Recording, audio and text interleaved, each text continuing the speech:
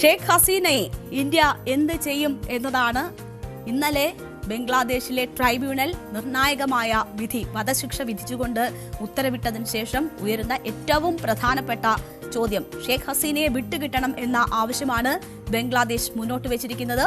ഇന്ന് നവംബർ 18-നകം ഈ ഷേഖ് ഹസീനയെ തിരിച്ചുകൊണ്ടുവരണമെന്നും ശിക്ഷാ നടപടികൾ നടപ്പാക്കണം എന്നതുമായിരുന്നു ട്രിബ്യൂണലിന്റെ ഉത്തരവ്. പക്ഷേ ആ ഉത്തരവ് നടപ്പാക്കണമെങ്കിൽ ഇന്ത്യ ഷേഖ് ഹസീനയെ ബംഗ്ലാദേശിന് വിട്ടുകൊടുക്കുന്ന ഒരു സാഹചര്യം ഉണ്ടാകണം. പക്ഷേ ഇന്ത്യ അത്തരം സൂചനകളല്ല നൽകിയിരിക്കുന്നത്. അപ്പോൾ ഇന്ത്യ ഈ വിഷയത്തിൽ എന്ത് നിലപാട് സ്വീകരിക്കും എന്നതാണ് വളരെ നിർണായകമായിട്ടുള്ള കാര്യം.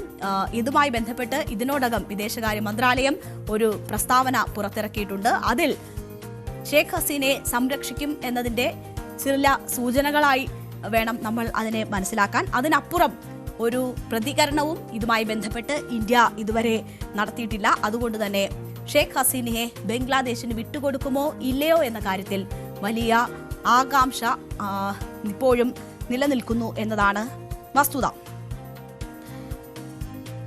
വധശിക്ഷയ്ക്ക് വിധിക്കപ്പെട്ട ഷേഖ് ഹസീനയെ ഇന്ത്യ വിട്ടു നൽകിയേ മതിയാകൂ എന്നതാണ് ബംഗ്ലാദേശ് ആവശ്യപ്പെടുന്നത്. ബംഗ്ലാദേശിൽ പൊട്ടിപ്പുറപ്പെട്ട സർക്കാർ വിരുദ്ധ പ്രക്ഷോഭത്തിനിടെയുണ്ടായ വിദ്യാർത്ഥികളുടെ കൊലപാതകവുമായി ബന്ധപ്പെട്ടാണ് ഷേഖ് ഹസീനയ്ക്കെതിരെ വധശിക്ഷ വിധിച്ചത്. 1400 പേരുടെ മരണത്തിന് ഉത്തരവാദി, അതിൽ നേരിട്ടുള്ള ഉത്തരവാദിത്വം ഷേഖ് ഹസീനയ്ക്കുണ്ട് എന്നതാണ് ട്രൈബ്യൂണൽ കണ്ടെത്തിയത്. ഇന്റർനാഷണൽ ക്രൈം ട്രൈബ്യൂണലിന്റെ ചീഫ് ജസ്റ്റിസ് മുഹമ്മദ് ഗുലാം മൊർത്തുസ മജുംദാറിന്റെ ഉത്തരവാണ് അത്.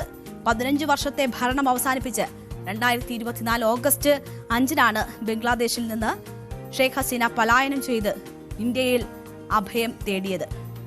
ബംഗ്ലാദേശിന്റെ ആവശ്യം എന്ന് പറയുന്നത് കുറ്റവാളി എന്ന് കണ്ടെത്തിയ 2 പേരെയും ഉടൻ ബംഗ്ലാദേശ് അധികാരികൾക്ക് കൈമാറാൻ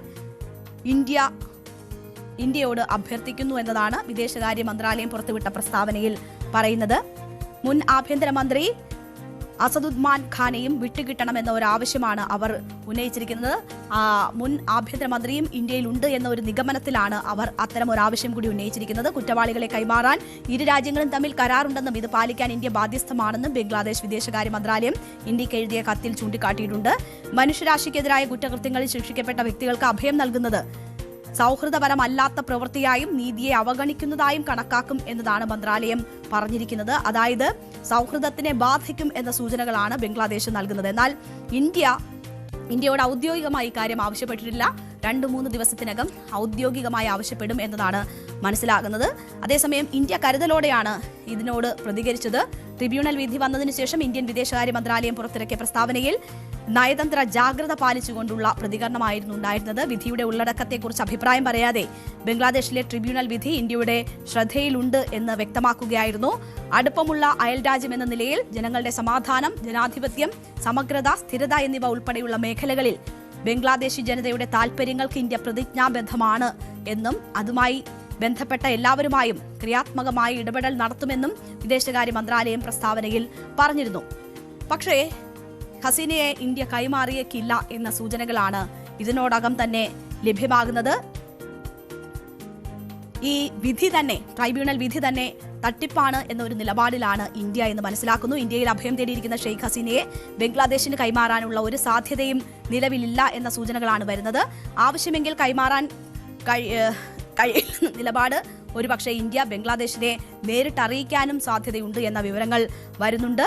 ഷെയ്ഖ് ഹസീനയെ കൈമാറുന്നത് പ്രശ്നം രൂക്ഷമാക്കാനേ ഇടയാക്കുകയുള്ളൂ എന്നതാണ് ഇന്ത്യയുടെ നിഗമനം. പ്രശ്നപരിഹാരത്തിന് അത് ഒരിക്കലും സഹായകമാകില്ല എന്ന് ഇന്ത്യ കരുതുന്നു. പ്രശ്നപരിഹാരത്തിന് എല്ലാ കക്ഷികളെയും ഉൾപ്പെടുത്തി ബംഗ്ലാദേശിൽ തെരഞ്ഞെടുപ്പ് നടത്തുകയാണ് വേണ്ടത് എന്നതാണ് ഇന്ത്യ കരുതുന്നത്. അപ്പോൾ ആ തെരഞ്ഞെടുപ്പ് കഴിയുന്നത് വരെ കാത്തിരിക്കാനുള്ള ഒരു തീരുമാനത്തിലേക്ക് രാജ്യം എത്തും എന്നതാണ് മനസ്സിലാക്കുന്നത്. കാരണം ബംഗ്ലാദേശിൽ ഫെബ്രുവരിയിൽ ഒരു പൊതു തെരഞ്ഞെടുപ്പ് നടക്കാനിരിക്കുകയാണ്. അവിടെ ഷെയ്ഖ് ഹസീനയുടെ പാർട്ടിക്കുൾപ്പെടെ ആ തെരഞ്ഞെടുപ്പിൽ പങ്കെടുക്കുന്നതിന് വിലക്കുകൾ ഉണ്ട് എങ്കിൽ പോലും ഒരു ജനാധിപത്യപരമായ രീതിയിൽ തെരഞ്ഞെടുക്കപ്പെടുന്ന ഒരു സർക്കാർ വന്നാൽ ആശയവിനിമയം കൂടുതൽ സുഗമമാകും എന്നതാണ് ഇന്ത്യ കണക്കാക്കുന്നത്. അപ്പോൾ ഫെബ്രുവരിയിലെ തെരഞ്ഞെടുപ്പ് വരെ ഈ കാര്യങ്ങൾ നീട്ടിക്കൊണ്ടുപോവുക എന്നതായിരിക്കും ഇന്ത്യ ലക്ഷ്യം വെക്കുന്നത്. അതുവരെ ഷെയ്ഖ് ഹസീനയ്ക്ക് സംരക്ഷണം ഒരുക്കുക എന്നതായിരിക്കും ഇന്ത്യ എത്തുന്ന നിഗമനം.